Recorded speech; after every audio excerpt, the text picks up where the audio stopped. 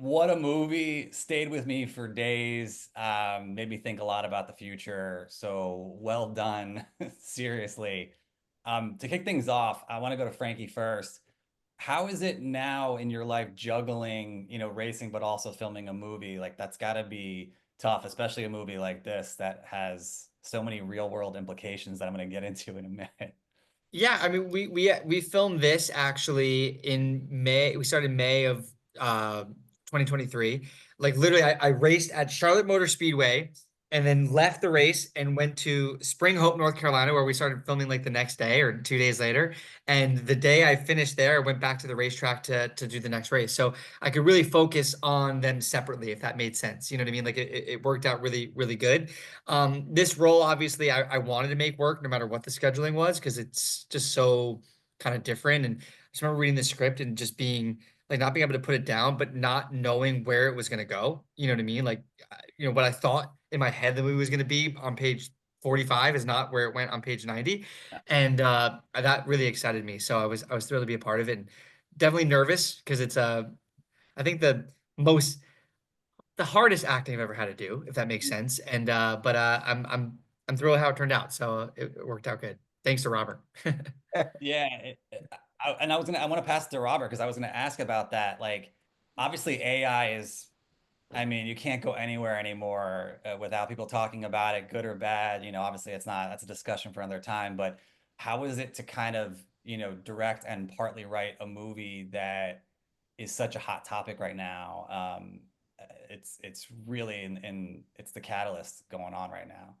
Yeah, it's a good question. When we started, though, it was not the catalyst. This was 2023. The script was even a year before that. People were like just inklings of sort of talking about this. And so we really had to project as much forward into the future as we could. And we would sort of share articles with each other about, this little piece. And I remember just to kind of get in the head of the character of Renner, I downloaded this app that allows you to like talk to like simulated girlfriends, just to be like, what is this? Oh, What for is oh for the character for this? the Yeah, got yeah, it. yeah. Got it.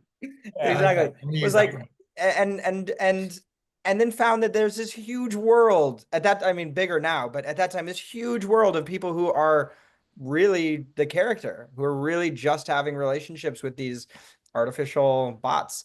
And so it's been really interesting as the film changes. But our core is that the technology is going to change, but really there's something very human and primordial about the story and the relationship, specifically with Renner and his mother, that we felt is timeless.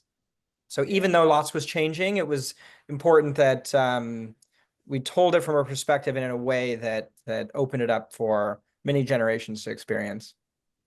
And I gotta go to Frankie. Well done, sir. You said it was the hardest, some of the hardest acting. I can agree. I was laughing the entire time because my wife has like OCD, and I kept like looking at her and I'm like making fun of her during the thing.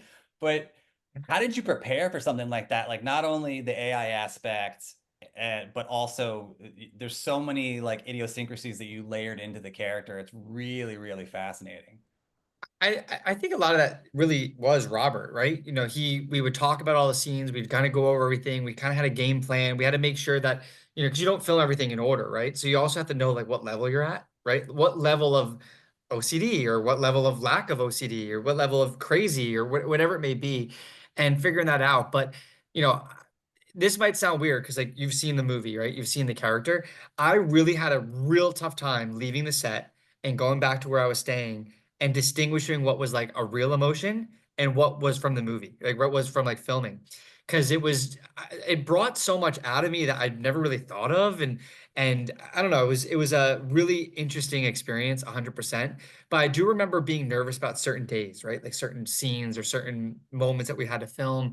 And I do remember leaving the set every day going like, I don't know how it looked from the outside, but that's exactly I got out exactly what I thought I was trying to do. And I very rarely have done that as an actor. I've always kind of been like, it was different in my head, but they said it was okay. You know what I mean? Type of thing. So it was a really interesting experience. And yeah, I hope people check it out. Like I hope they accept me in a different role, in a different light. But it was fun for sure. And for both of you guys, I want to talk about obviously how intimate this was. It felt like a futuristic play. Like it was really cool.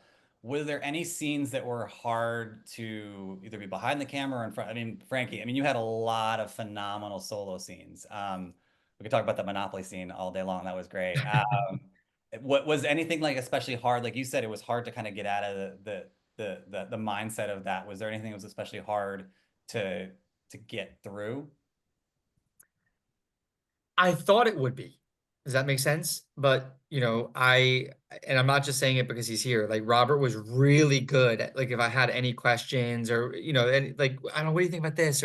And we really worked really well together to kind of get the most out of me, but the character and the story and all that. So I don't know. Nothing necessarily stands out per se because like every day was a hard day.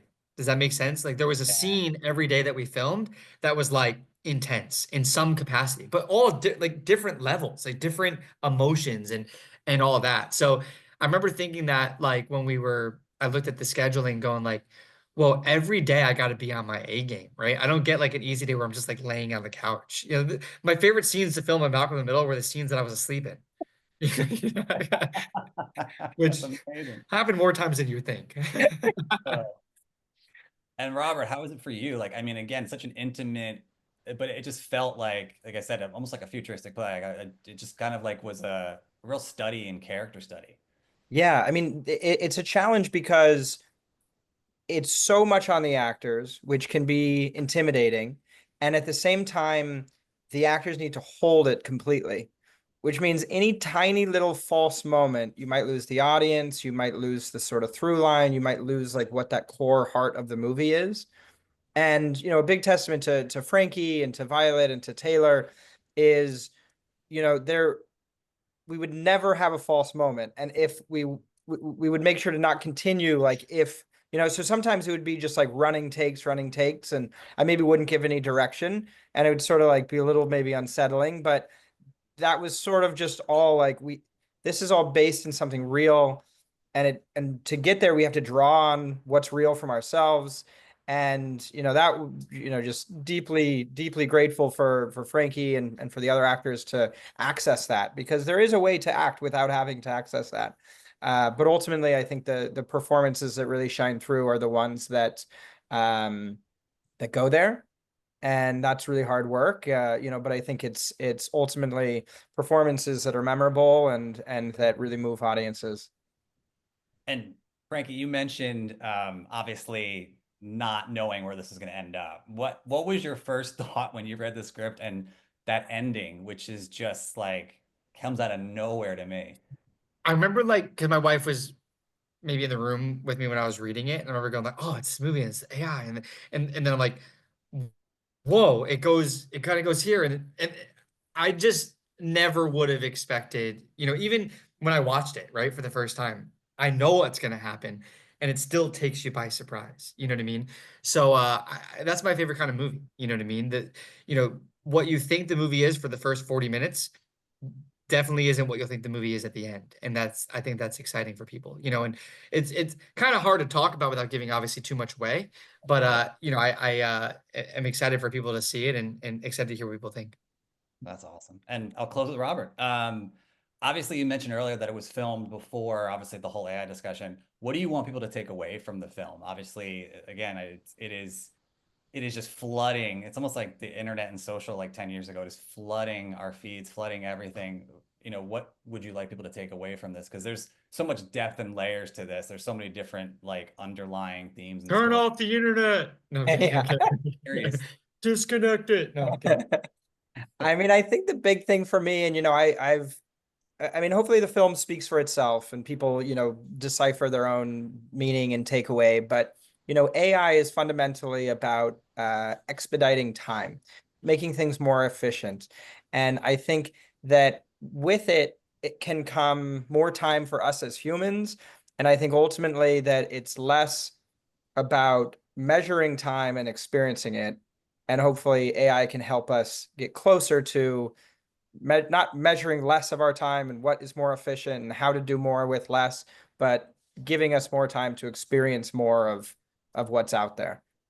I love that. As long as the AI is not your mom, that's the big thing. Yeah. Well, hey,